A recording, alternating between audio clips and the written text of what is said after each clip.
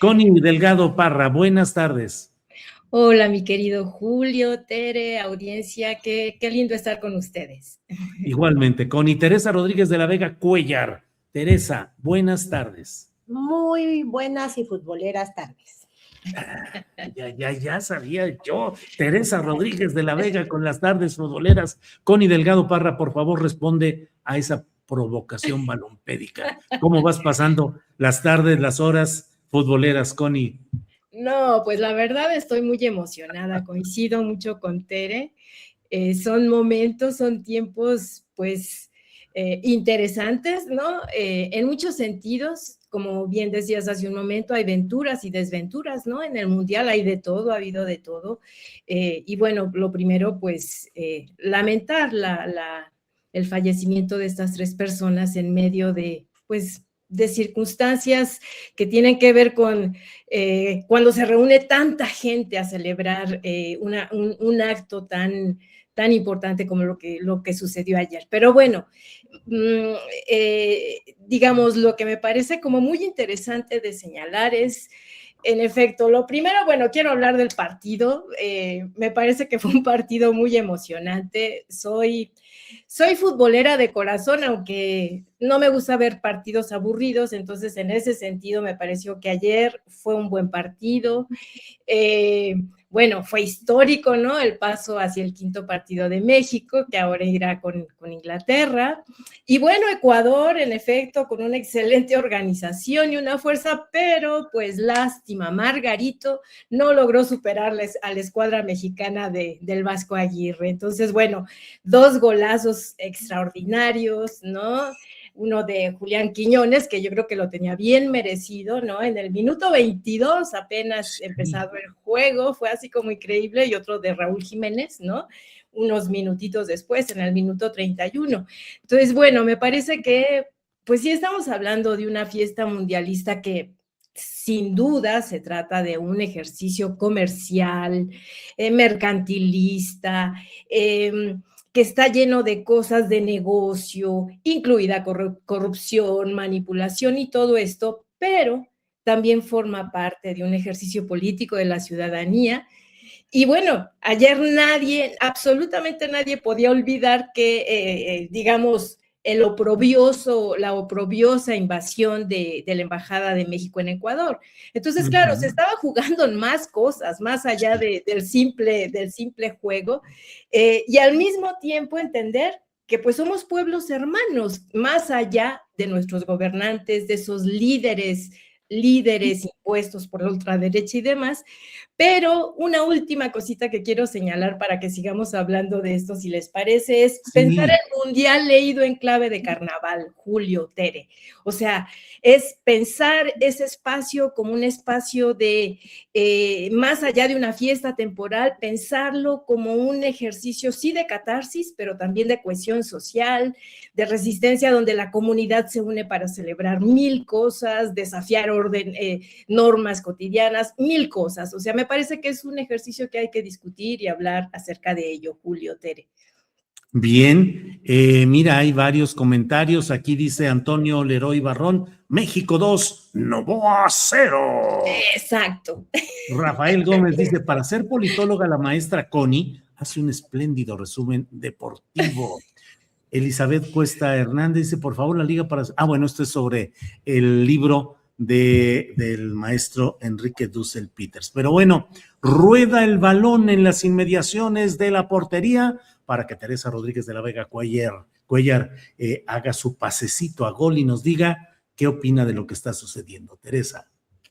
Híjole, creo que una noche muy contrastante. Por un lado, pues sí, el derecho a la alegría por un partido muy bien jugado, por el trasfondo geopolítico que lo acompañó y que también estuvo presente en la cancha, ese encontronazo con hincapié, la forma en la que se fue expulsado, creo que venía como complementado de toda esa tensión entre los dos países de los últimos tiempos, pero también creo que hay que decirlo, detrás de, si uno hace un zoom a esas imágenes que sí emocionan mucho, de Reforma atiborrada de gente festejando, lo simpático que puede resultar que hoy en la mañana había escenas de gente que continuaba en Paseo de la Reforma echando fiesta. Pues el hecho de que no haya saldo blanco es no solo preocupante de cara a, por ejemplo, lo que puede pasar el siguiente domingo, sino también de cara a que estamos como en una especie en el que detrás del derecho a la alegría, pues también se está como ocultando unas formas del festejo muy cuestionables, ¿no? Yo ayer me di una vuelta por las inmediaciones de Reforma ya después del mero momento del partido para que no me resultara como tan complicado llegar y además como no hubiera tanto apachurramiento, ¿no? Y iba como observando a ras de piso, sí logré llegar al Ángel, pero ya bastantito después de terminado el partido, sí iba observando como que hay una especie de festival de la imprudencia, ¿no? Es decir, es muy bonita la alegría, había escenas muy bonitas, gente que se organizaba con una cuerda y se ponían a saltar la cuerda entre muchos y hacían así como concursos espontáneos, pero al lado de muchos rituales de una masculinidad muy exacerbada, muchos, no poquitos, circuló en redes un video de dos papás poniendo a pelear sobre sus hombros a sus hijos varones y los niños estaban dando, ¿no? No era como solo performático. Al lado de esto, pues mucha imprudencia, o sea, como una especie de el ánimo colectivo del quiere volar, vuelto, tal vez se caiga y la gente expectando a que se caiga y a que eso quede registrado en un video y ahora tenemos pues muertes que lamentar derivadas de esas concentraciones. Creo que tenemos algo que decir al respecto porque la actuación de los cuerpos de seguridad no están logrando hacer que los espacios del festejo sean espacios seguros para las infancias, para las mujeres y en general para los asistentes, ¿no? Y eso me parece que está mal y que tenemos que señalarlo, ¿no? Y que además contrasta pues con el despliegue policíaco del que la propia jefatura de gobierno tuvo que reconocer el error, el gran despliegue policíaco para evitar que los colectivos de búsqueda cierren una arteria antes del partido, ¿no? Entonces, pues lamento tener que dar la nota como más gris o triste de un gran triunfo de la selección, pero no nos podemos quedar con el derecho a la alegría. Hay muertes que lamentar, hay protocolos policíacos que mejorar. Ayer la Cuauhtémoc era una barra libre, al aire libre, ¿no? Se dijo que se iba a intentar contener el consumo en vía pública y la venta. Había barras puestas, lo cual implica que alguien pagó derecho de piso, porque había, de verdad, eran mesas con miles de pomos ahí, te hacían tu mezcla ahí al momento, una coctelería callejera, muy poca presencia policíaca, muy poca intervención. Yo en algún momento tuve que ir a buscar una ambulancia porque había una persona claramente convulsionando.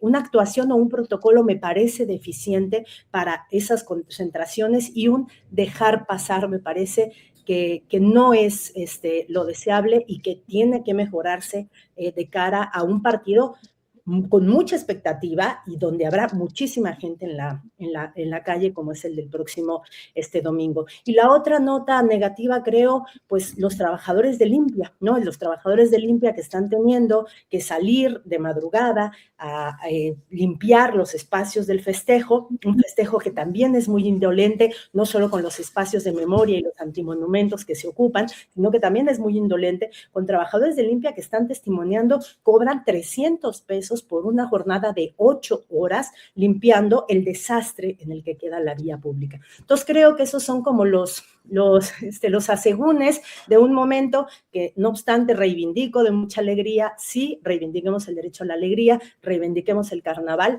pero aquí hay protocolos que se tienen que mejorar sin duda alguna. Gracias, Teresa, por la reflexión, gracias por colocar la vista también en este tipo de hechos que deben ser analizados. Connie Delgado Parra, ¿qué opinas de este tema? ¿Cómo conciliar un júbilo masivo con expresiones ciertamente que han provocado tanto muertes por asfixia como la muerte de una joven también que en eso de quiere volar, cayó al suelo y las lesiones le provocaron la muerte. En fin, ¿cómo conciliar, digamos, el derecho a esa alegría por un hecho deportivo interesante, relevante, pero también pues la continuidad de estas prácticas difíciles en términos de convivencia? Connie Delgado. Sí, son aspectos muy complicados porque en efecto sí requerimos una seguridad que cuide sin anular, que proteja, permitiendo que la alegría encuentre su cauce, pero donde puedan converger ambas cuestiones. Sin embargo, a mí me preocupa un poco que, digamos, como este ánimo un poco agorero de que se decía que las cosas iban a estar feas en nuestro país, en México, en las ciudades donde iba a haber partidos. Entonces, de pronto me parece que nos convertimos un poco conservadores y moralistas ante la alegría de la gente. Yo sí apuesto en términos de que la lucha por los derechos pues, por la justicia social, tienen que ir acompañados también del buen vivir, de la alegría, del gusto, y de pronto siento que un poco nos ponemos como en el mismo tono, de aquellos que dicen que eso es incorrecto, como si nos pusiéramos por encima moralmente de los demás. O sea, en efecto, se requieren mecanismos, protocolos muy específicos que permitan la seguridad de la gente. Pero bueno, de repente hay condiciones en efecto que rebasan las circunstancias y la situación. Entonces ahí, pues lo que hay que construir es una cultura pública, una cultura ciudadana. Por ejemplo, en términos de lo de la limpieza, o sea, yo me niego a decir que salgan las personas que se encargan de esto a las 3 de la mañana. ¿Por qué no la gente antes de irse se lleva su basura? O sea, ¿por qué no creamos una conciencia estilo los japoneses que antes de salir del estadio limpian el estadio y se llevan la basura, la de ellos y quien haya dejado la basura por ahí?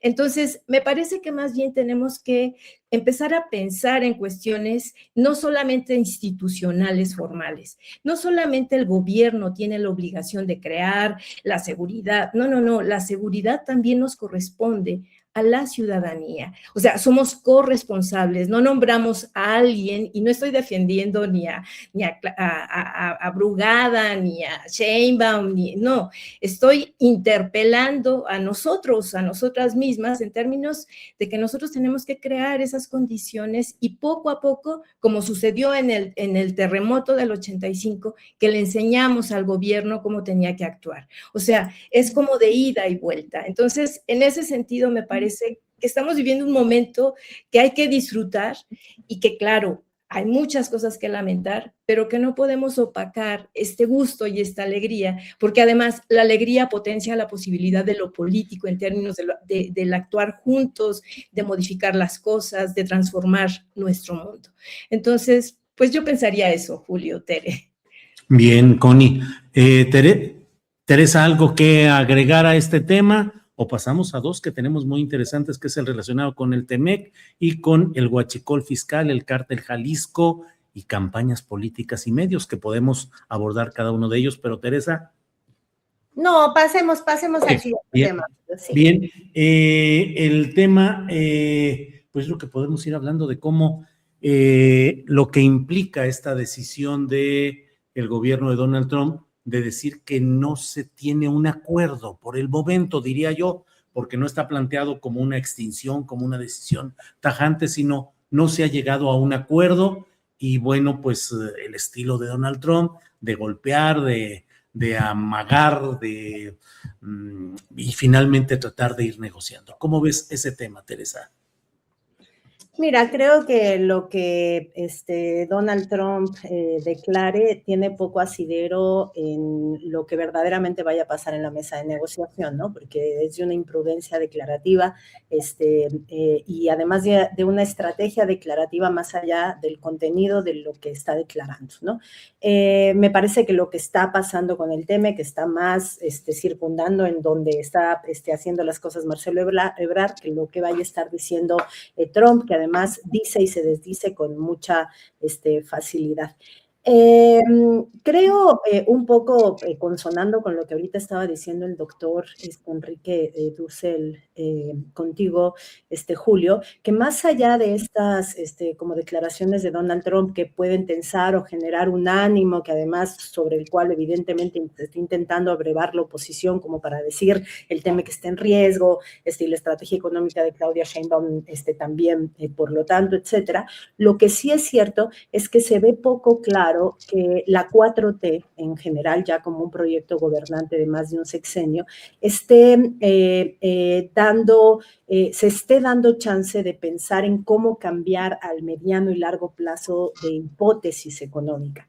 Y me refiero a dos cosas, ¿no? Y las dos tienen que ver con cómo México participa o cómo la economía mexicana en esta etapa del capitalismo actual participa de la economía internacional. Por un lado, tiene que ver con cómo romper los lazos de tremenda dependencia que tenemos para una estabilidad económica mínima de la economía norteamericana, de venderle cosas a Estados Unidos. Si la economía mexicana y cierta estabilidad depende tan profundamente de seguirle vendiendo todo lo que le vende Estados Unidos, estamos en un problema, si no queremos cambiar de hipótesis, y esa hipótesis, por supuesto, que una ruta para intentar cambiarla tiene que ver con diversificar nuestras relaciones de dependencia. Eso es efectivamente cierto, como muy bien lo ha señalado Enrique Dussel respecto a los BRICS y respecto a China, y en ese sentido, efectivamente, es cuestionable que México tenga una relación tan tensa y tan poco certera en el futuro inmediato con Estados Unidos, y al mismo tiempo le acepta las condiciones de mantener muy lejos al eje de los BRICS y fundamentalmente a China, y también mantener bastante lejitos a América Latina y las grandes potencias de América Latina, me refiero sobre todo, por supuesto, a Brasil. Entonces, eso es completamente cierto, pero también creo que un proyecto con una vocación progresista tan claro como el de la 4T, creo que tendría que, además de pensar en cómo diversificar dependencias, tendríamos que tener la imaginación económica y política de decir cómo podemos superar el modelo en el que las economías dependientes lo más que pueden aspirar es a diversificar su dependencia entre distintos hegemones, ¿no? Es decir, cómo el sur del mundo puede hacer cara a la idea de que en el mercado mundial lo que cuenta es la disputa entre dos grandes hegemones y lo que le toca a las economías pequeñas es escoger, ¿no? Escoger si vas a depender solo de Estados Unidos o también vas a depender de China y el eje de los BRICS. Y además, otra cosa que también comentaba Enrique Dussel en la entrevista que le hiciste ahorita, Julio, que me parece muy interesante, que tiene que ver con que el otro gran vector de dependencia de la economía mexicana ni siquiera se da por la vía del Tratado de Libre Comercio, sino de lo que se llama eufemísticamente inversión extranjera directa. Tanto lo uno como lo otro, y ahí termino, Julio, tristemente, son raseros en los que la discusión va de cómo México entra en una división internacional del trabajo en una situación bastante precaria, en donde no solo se dividen los sectores de la producción y ensamble, sino que también se dividen los costos humanos y sobre todo en este momento hay que poner en la discusión los costos ambientales. Y entonces al lado de la división internacional del trabajo que hace que México dependa profundamente del comercio con Estados Unidos, pues está, por ejemplo, los costos ambientales que la inversión extranjera directa causa en nuestro país, y el ejemplo que tenemos más inmediatamente a la mano, pues es el de la bahía de Ohuira, con esta inversión extranjera directa de esta empresa alemana. Y ahí la dejo, Julio. Bien, Teresa Rodríguez de la Vega, gracias. Por cierto, al final del programa vamos a pasar un pequeño video de solidaridad desde Bolivia, con el movimiento de Aquí No en la bahía de Ohuira. Connie, sobre este tema de TEMEC y pues lo que implica en la relación política, económica con las pretensiones de Estados Unidos de anexarnos a sus proyectos de seguridad nacional y de control económico. ¿Qué opinas, Connie? Sí, pues son como varias cosas.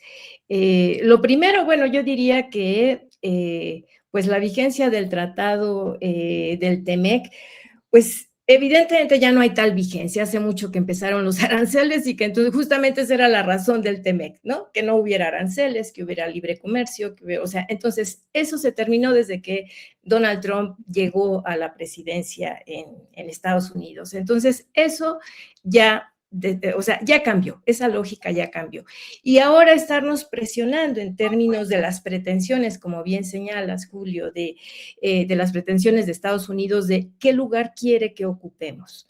Evidentemente, el lugar que quiere que ocupemos, no solo México, sino América Latina, es que seamos su resquicio para colocar sus empresas contaminantes, expoliadoras y demás. Y en ese sentido, claro, México le hace ruido. O sea, el escudo de las Américas le permite ya tener como sus aliados impuestos a la mayoría de los países latinoamericanos, pero claro, tiene todavía en contra a México y a Brasil, no sé por cuánto tiempo, pero digamos, todavía no nos tiene a su merced. Entonces, pues evidentemente todo este juego, toda esta confrontación y toda esta presión permanente en términos de si firman, de si no firman, pues ya viene atravesado por la crisis, por la ruptura, por la fractura de esto. Entonces yo pienso que ahí se abre una oportunidad muy importante para México. O sea, en efecto, la presidenta se niega a ver otra salida, o sea, sigue defendiendo así. Resulta incluso paradójico, ¿no? Yo cuando pienso en 94, cuando surge el ZLN para resistir al Tratado de Libre Comercio, y que hoy la izquierda, o por lo menos los progresismos, defiendan de tal manera porque dicen, es que ya generamos una dependencia que ya no podemos romper.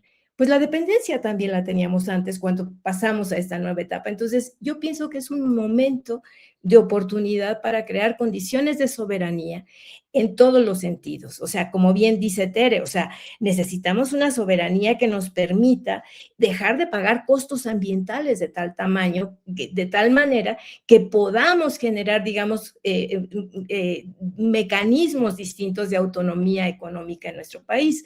Entonces, en este sentido, me parece que pues es y esto lo vinculo incluso por algunos comentarios que están surgiendo en términos de que, entonces no importa mientras estemos felices y hayamos ganado, no importan los muertos, los desaparecidos, no, claro que importan, pero justamente ahí está la cuestión. Estas situaciones que suceden en nuestros países, en América Latina, no son resultado de nuestra, digamos, de nuestra incapacidad para tener un protocolo de seguridad. Es de que hemos sido intervenidos históricamente por las lógicas de los Estados Unidos a través de la CIA, de la DEA, que nos han inyectado la idea del narcotráfico y que, insisto, el narcotráfico no es otra cosa que la colusión entre organismos como la DEA, como la CIA, con gobiernos, con autoridades y con empresas, con empresarios privados, ¿no? Entonces, ahí es donde está la cuestión. Exigir la soberanía, apuntar a un proyecto, en efecto, voltear a China, como dice el doctor Bussell, ¿no? O sea, voltear a ver otras posibilidades a los BRICS, eso es lo que se nos debería de abrir en este momento, en lugar de insistir en que debemos firmar, si por 10 años, si hasta 32, si hasta 42, si hasta cuándo, ¿no? Entonces, yo creo que ahí los partidos políticos y fundamentalmente Morena, eso es lo que tendrían que estar discutiendo en sus campañas internas. Julio, Tere. Bien, Connie, gracias. Por cierto, tenemos la liga para quienes deseen descargar el libro del doctor Enrique Dussel. Tenemos por aquí el texto y en la descripción de nuestro programa también está ahí. Ahí está. Descarga el libro del doctor Enrique Dussel Peters aquí.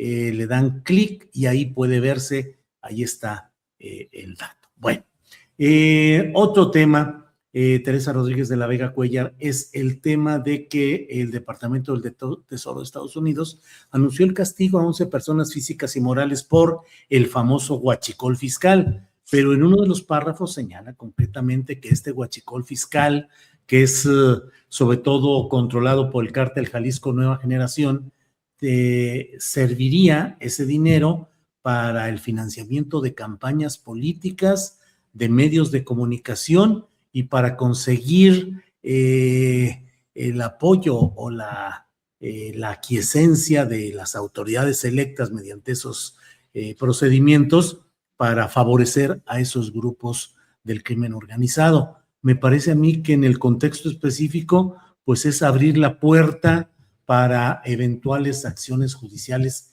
directas contra algunos personajes políticos o del crimen organizado explícito. ¿Cómo ves el tema? Por favor, Tere.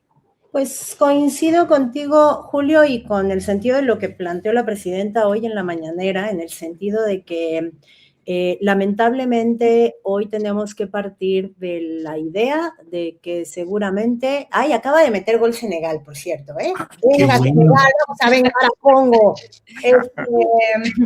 Con el Congo que nos tuvo un largo rato con la esperanza de que pudiera vencer y al final… Perdón la distracción. No, está bien, está bien.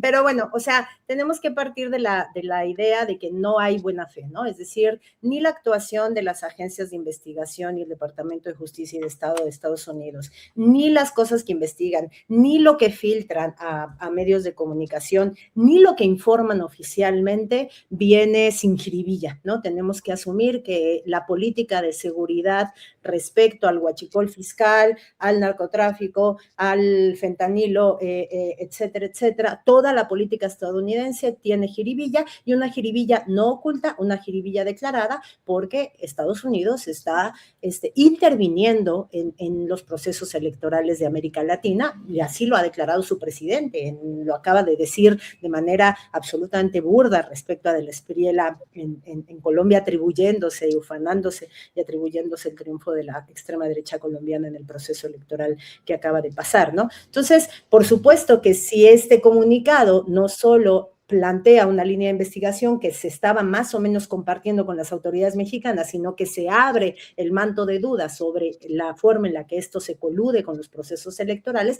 no podemos sino pensar que Estados Unidos está preparando su estrategia de intervención para las elecciones del próximo año y mucho más importantemente para las elecciones del 30, por lo que es muy importante que el Estado mexicano siga blindando sus procesos electorales con legislaciones hechas a modo, pensando en que tenemos un periodo de intervencionismo franco y duro de Estados Unidos en los procesos electorales por la vía de la propaganda, por la vía de el financiamiento ilegal, pero también por la vía de la actuación del Departamento de Justicia y de las agencias de investigación estadounidenses en América Latina y particularmente en México, ¿no? Muy bien, Teresa, ya te están pasando los reportes de que Senegal al minuto 24 ha anotado y va ganando 1-0 a Bélgica. Así es que bueno, y luego viene el Estados Unidos contra Bosnia-Herzegovina, que bueno, esperemos que se dé otra sorpresa, pero bueno, vamos a seguir adelante. Connie, ¿qué opinas de este tema de huachicol fiscal, Cártel Jalisco Nueva Generación, supuesto financiamiento de campañas políticas e incluso mencionan dinero para medios de comunicación? Connie. Sí, pues otra vez el esquema se repite, ¿no? Julio, Tere, o sea, a mí me parece increíble que se siga repitiendo como la misma lógica. O sea, continuamos teniendo un periodismo, un tipo de periodismo que se enrola en participar, digamos, de estas mentiras, de estas noticias falsas, porque además, una vez más, no hay pruebas, ¿no? Se repite el caso, y eso no significa que no estén sucediendo cosas irregulares. Claro que están sucediendo cosas irregulares en nuestro país y han sucedido históricamente, ¿no? Pero la cuestión es que cuando solamente se lanza como el buscapié para ver quién cae o para que la población empiece a dudar. Porque claro, es este ejercicio gobeliano, ¿no? De repite la mentira una y otra vez hasta que la gente lo crea, ¿no? Y en ese tránsito, yo tengo la percepción en términos de lo que leo, de lo que veo en redes sociales y demás, que la gente ya no se la cree, que evidentemente toda esta propaganda instrumentada desde Estados Unidos, pues ya no tiene el impacto que había tenido en otros momentos, que entonces hoy lo que está deviniendo, digamos, en duda es el tipo de periodismo que se está gestando a través de estos grandes medios estadounidenses. Entonces la gente ya escucha y como que dice, otra vez es más de lo mismo, ¿no? Y entonces, pero en efecto, Lo que sí es muy delicado es en términos de que esto ya visora la intervención de Estados Unidos en nuestras próximas elecciones, en las de 27 y de manera más agresiva en 2030. Entonces, en este sentido hay que estar cuidadosos y hay que desmontar permanentemente, digamos, todo este tipo de noticias. Pero al mismo tiempo pienso que tampoco hay que darles demasiada voz, o sea, porque al mismo tiempo resulta paradójico que los mismos medios somos los que les estamos dando la voz a estas mentiras, ¿no? Entonces, lo que yo sugiero es, pues, la responsabilidad del periodismo íntegro, honesto, que es desmontar esta lógica y, pues, estar atentos, atentas en términos de que, pues, es propaganda política, ¿no? Es una larga forma de propaganda política, de intervencionismo, porque los que seguimos, y eso es muy delicado, somos Brasil y México, ¿no? Bien, Connie, gracias. Teresa Rodríguez de la Vega, hoy se dio a conocer por parte de la secretaria de Ciencia, Tecnología, el hecho de que el Instituto Nacional de Estudios Históricos de la Revolución Mexicana va a impulsar estudios sobre los avances de la derecha y de la ultraderecha mundial, a nivel mundial, y también que va a haber licenciaturas y otro tipo de estudios académicos de ese mismo instituto. ¿Qué pensar de esa conversión del Instituto de Estudios Históricos sobre la Revolución Mexicana ahora a estudios sobre derecha y ultraderecha a nivel mundial y el ofrecimiento de estudios académicos acreditados ahí, Teresa?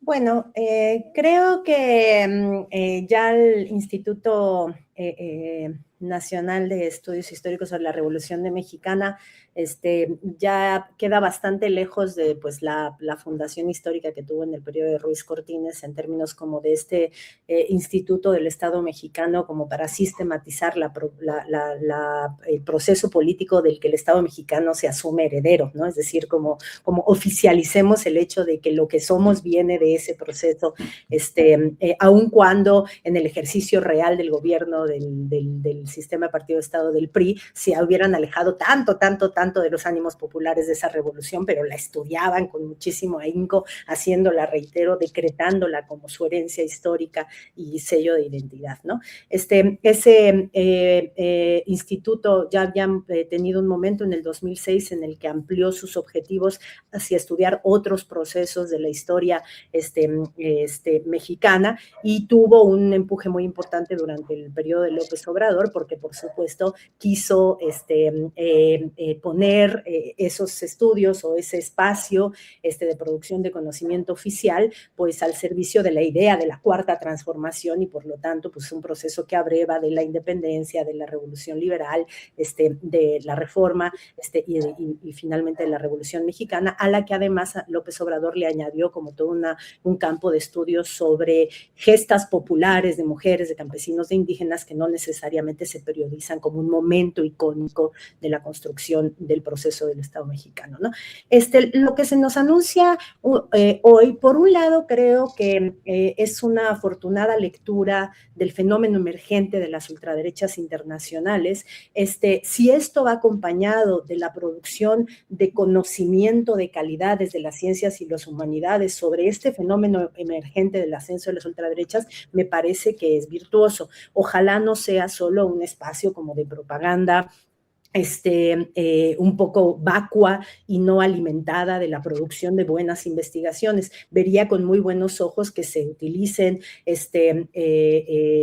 buenas mentes de la estructura académica del país como para ponerse a pensar en eso, porque es un fenómeno emergente ante el cual un gobierno progresista tiene que producir conocimiento certero que ayude incluso como a contrarrestar los procesos de emergencia de un sentido común de ultraderechas.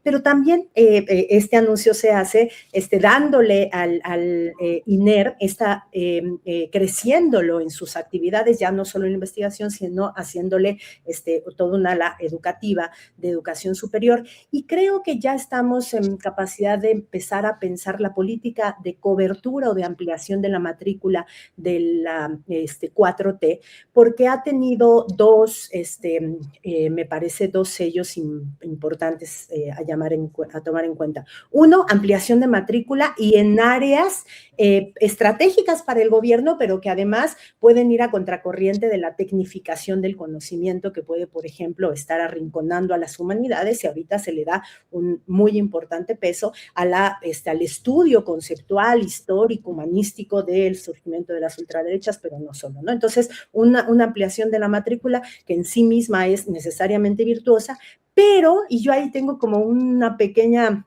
nota al pie, pero no por la vía del fortalecimiento de la estructura, de la estructura pública de la educación superior autónoma. Si nosotros nos ponemos a pensar en las Benito Juárez, en la Rosario Castellano, ahora en la ampliación hacia oferta educativa de educación superior del INER, se está acrecentando el aparato educativo superior del Estado mexicano con línea de mando directo, y eso pues obviamente disuena con la construcción de comunidades universitarias autónomas en el país, ¿no?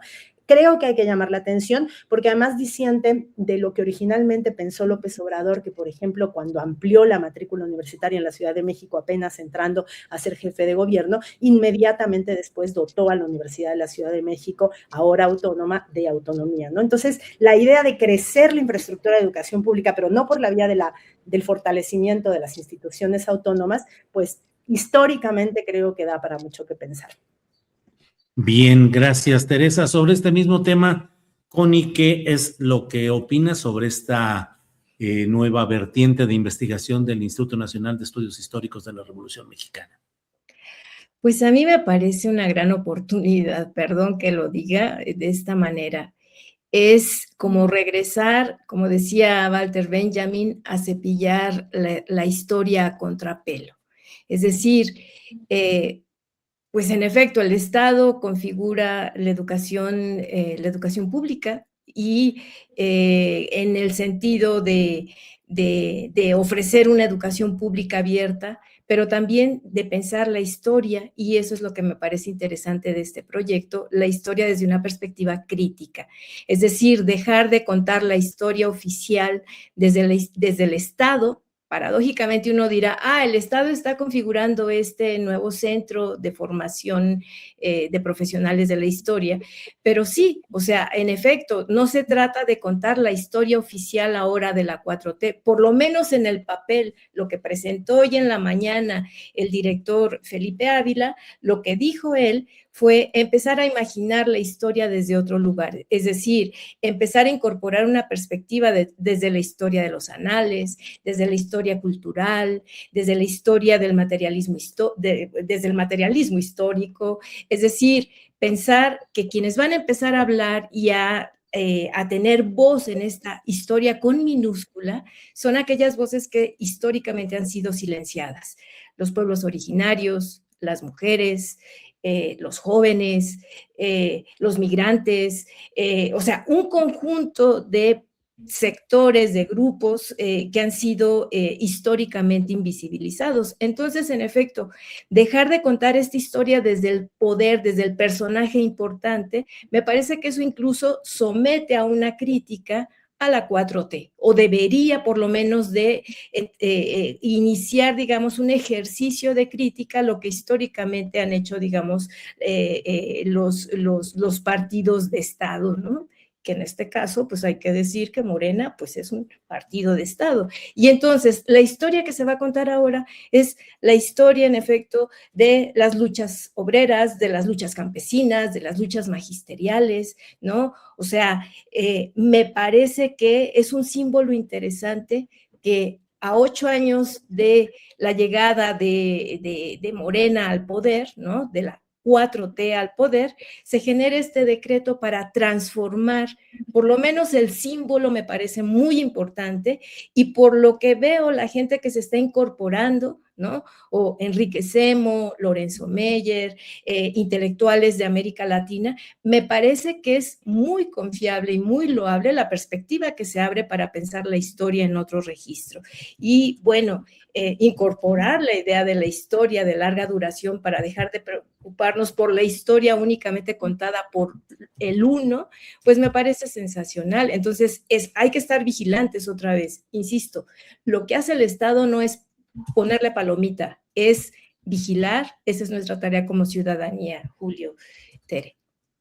Muy bien, gracias, Connie. Pues llegamos ya a la parte final de nuestro programa. No de nuestro programa, sino de esta mesa. Enseguida de ella tendremos el análisis de David Pérez respecto al partido de ayer, México-Ecuador. Vamos a ver qué nos dice en su análisis siempre crítico, fundado, filosófico, profundo de David Pérez, qué nos dice sobre lo sucedido ayer. Y bueno, vamos entrando, Teresa Rodríguez de la Vega, al momento del postrecito. Lo que desees agregar, por favor, Teresa. Yo les quiero contar, presumir dos momentos, dos postales de mi sábado. El sábado por la tarde le hicimos una pequeña fiesta, reunión, homenaje a una muy querida amiga, socióloga, feminista que murió a principios de año, Florinda Riquer. Sus hermanas, May, Pili, su hija Paloma, pues nos juntaron en su casa, a ver sus cosas, a platicar un poco de ella, a cantar, a tomar mezcal. Pues yo desde aquí les quiero mandar un abrazo a Paloma, a May, a Pili, por darnos ese momento, cumplir ese deseo de Flori de que nos juntáramos a celebrar su vida, que vaya que celebrable, y agradecerles que me guardaron estos hermosos aretes que Flori me tejió para la marcha del 25 de noviembre del año pasado. Ya no me los pudo dar porque cayó pues en una crisis asociada al cáncer, ya no nos pudimos ver, pero bueno, los tengo ahora aquí y pues quise ponérmelos para desde aquí mandarles un abrazo enorme a Paloma, a May, a Pili. Y la otra, después en la noche, por invitación de nuestras queridísimas reinas chulas, fui al ensayo general, lectura del libreto del nuevo espectáculo show de las reinas chulas que van a tener puesto en escena durante 4 sábados a partir de este sábado. Son muy valientes y a pesar del mundial, dijeron, de las eliminatorias directas, van a armar esto. Le mandé ahí el anuncio a Alex. Es la visión de los vendidos, le pusieron, que bueno, además del talento que siempre despliegan nuestras queridas reinas chulas, este espectáculo tiene el debut en cabaret de Juan Carlos Monedero. Así que bueno, una cosa muy interesante. Si su fan futbolero les permite, pues vayan, porque si la lectura del libreto estuvo buenísima, pues imagínense ya las funciones bien en forma. Y nada más. Bien, muy bien, muchas gracias. Connie Delgado, por favor, postrecito. Yo quiero cerrar haciendo un comentario sobre la democracia suicida, sobre algo que escribí esta semana, en mi columna de esta semana, que me parece importante compartirlo con la audiencia, porque de pronto como que corremos el riesgo de pensar que la democracia es perfecta, ideal y absolutamente defendible por su mismicidad. Y yo quiero señalar una cosa que me parece importante y por eso le estoy denominando democracia suicida, justamente porque es el único régimen político, el único que ha existido en la historia de la humanidad, en la que sus propias condiciones, sus propias reglas del juego permiten que llegue alguien al poder de manera democrática para que luego cuando ya esté en el poder, revierta todo el proceso y lo convierta en un proceso autoritario, dictatorial, y esto es lo que está pasando en este momento con las ultraderechas. Y en ese sentido, abonando al tema del INER que hablábamos hace un momento, me parece muy importante que empecemos a discutir sobre estas cosas en términos de pensar, bueno, ¿hasta dónde puede una democracia permitir que lleguen al poder personajes que una vez que se instalan ahí, restringen todas las libertades que hicieron posible su ascenso? Y esto hay que vincularlo también con otra cuestión que es fundamental, que es el hartazgo de la ciudadanía en términos de que los partidos políticos no les ofrecen ninguna alternativa, y en ese sentido lo que estamos viendo pasar en los partidos políticos, como siempre, es solo el reciclaje de las mismas élites que dejan intactos todos los problemas que tenemos. Y en ese sentido, cuando pensamos en la democracia, pues hay que ver a quién llevamos al poder, porque finalmente quienes llevamos al poder a estos personajes que luego revierten nuestros propios derechos, somos la propia ciudadanía. Julio, Tere, muchas gracias. Gracias a ustedes, gracias Connie, gracias Teresa, por todo lo que nos ofrecen, lo que nos permiten aprender, escudriñar, esclarecer. Gracias por sus espléndidas participaciones. Hasta pronto. Gracias. Gracias a ustedes. Bien, bueno, son las 2 de la tarde con 45 minutos. Vamos directamente con David Pérez para ver qué nos dice del partido vivido anoche, México-Ecuador. Adelante. ¿Qué tal? Buenas tardes, qué gusto saludarte a ti y a tu audiencia. Qué noche la de anoche. La tercera fue la vencida para Javier Aguirre. Por fin pudo ganar un partido de eliminación directa con la selección mexicana. En 2002 tuvo su primera derrota contra Estados Unidos, dolorosísima eliminación por ser los vecinos del norte y porque hace 24 años no tenían la infraestructura de fútbol que tienen ahora, no eran lo competitivos que son ahora. Sin embargo, esa fue la primera derrota en un partido de eliminación directa de Javier Aguirre con la selección mexicana contra Estados Unidos.